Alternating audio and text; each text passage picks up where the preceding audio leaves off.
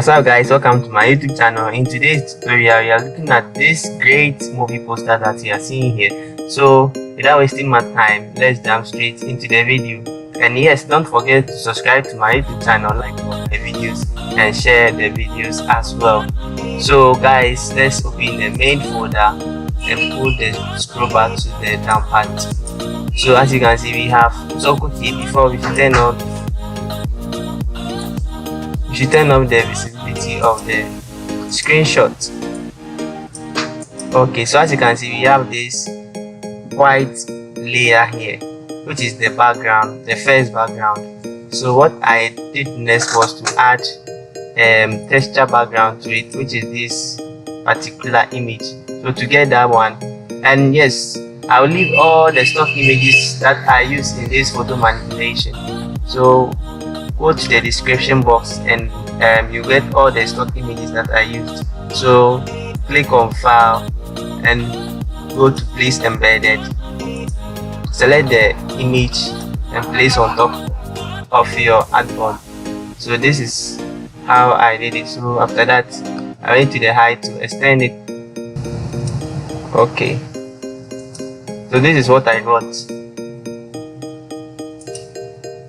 Okay, so after my first background, I moved on to the second background, which is this particular background. So I did the same procedure with the first one. After that, I created the vector mask for it. After creating the vector mask, I selected the brush to erase some part that I don't like from that particular area. So after erasing that part, I set the blending mode to luminosity, which is this particular blending mode that you are seeing here.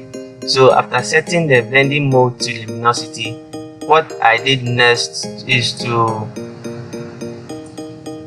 bring in my characters or my subjects. So this is the first character and this is the second character, which is this one.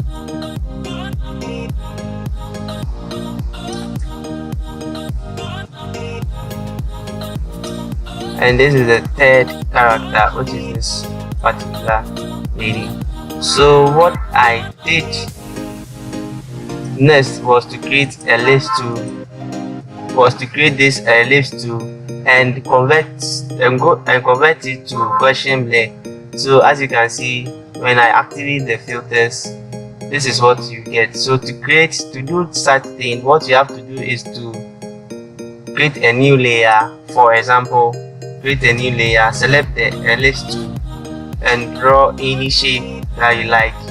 Extend the shape a little bit. So as you can see, it's at the back of the press V on the keyboard so that you see it properly. Okay, so after selecting V, go to the filter, select blur and select Gaussian blur. And before you select, because I didn't convert it to a smart object, they give me a prompt. So convert it to a smart object first and start pulling or reducing, increasing or reducing the radius. So as I increase the radius, you can see the effects that is giving me. As I decrease the radius, you can see that it's coming back to the normal circle or the oval that I do. So that's how you do this blur effects in Photoshop. So let's click on cancel and delete this new layer or the ellipse shape. So that's it for the ellipse tool. Let's move on to this effect, which is the pink effect. So what I did here was to create a layer. I selected the brush tool and chose the color, which is pink, and I drew. Okay, so my opacity and my flow is at 100%. I drew a line like this. After drawing the line, what I did next was to set the blending mode to light, to soft light. So go to the blending mode option, look for soft light and select it.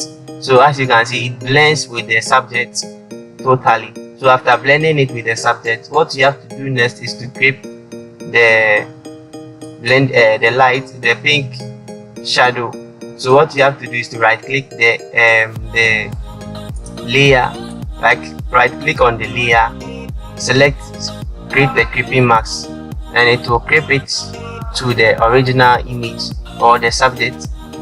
So as you can see, we have double light effects. So let's delete one. Okay, so this is the original one.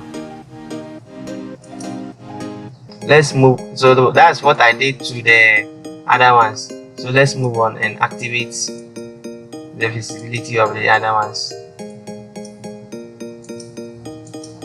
Okay, so after setting all the lights, what I did next was to, so as you can see, this particular image,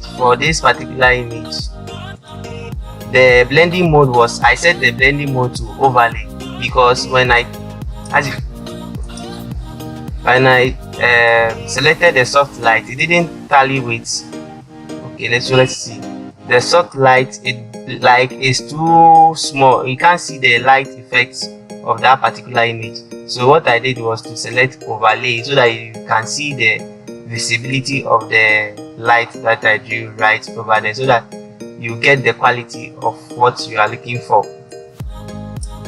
So after setting that shadow lights or the rays, what I added next was to create a new layer, and I added this effects to it. So after creating a new layer, select the brush tool and go, after selecting the brush, go to general brushes and select the soft round brush. So after selecting the soft round brush, what you have to do next is to pick a color.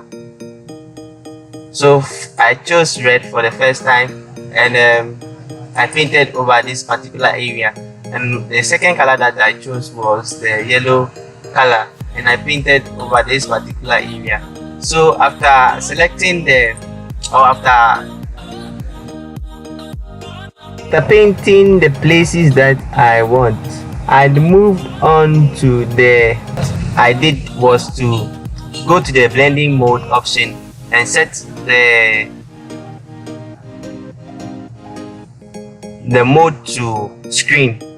So as you can see, with the screen effect, this is what I got. So we don't need this particular effect right now, so let me delete it. So after drawing your light rays with the circle, you move on to this particular clouds that I created right over here. So I created a new layer, and I went to the brush tool to pick this particular brush tool. So if you start painting, as you can see with the yellow, it's giving you that format. So let me click on to undo it. So okay, so that is what I did for this particular layer. So with the next layer, I added this, I drew the same 10 clouds effect, so that it will tally with the background at the same time with the image that I have right over there. So after doing all that, I moved on to the test. So before I move on to the test, guys, please subscribe to my YouTube channel, like all the videos that I have created, make sure you share them, and if you don't understand anything concerning this photo manipulation, don't forget to comment or leave your comment in the comment section below, so that I can attend to your problem and solve it for you. After that, I move on to this test. So as you can see, I have my first test and second and fourth and third, sorry. So with first test, these are the effects that I added to it. So as you can see, if you go right under the effects, you can see this. I enabled the embossed, the stroke, the stain, the gradient overlay, and the drop shadow. So let's go to the emboss and see. So as you can see, these are the arrangement or the procedures I went through to get the embossed And the stroke option, you can see that the size of the stroke is at 8, the opacity is at 80, and I didn't change the color type to fill type to color, I changed it to gradient.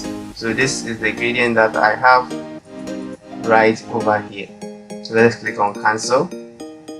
Okay, so with the stain tool, this is what I have. The blending mode is at multiple, the opacity is at 50%, and the distance is at 47, and the size too is at 117 pixels. So that is it for the stain. And the gradient overlay, I chose this particular gradient or color for it. Let's click cancel. So with the drop shadows tool, the blending mode is at multiply, the opacity is at 57, the angle is at 45, the distance at 18, spread is at 11%, and the size is at 23 pixels. So that's it for the effect. So after that, I copied this effect and paste it to the power, and paste it for this particular one, and paste it for this to the power. So that is it for the entire video. So guys, please, we are done with today's tutorial. Please, if you like my videos, please like my videos, subscribe to it, and make sure you share them as well. See you next time. Bye bye.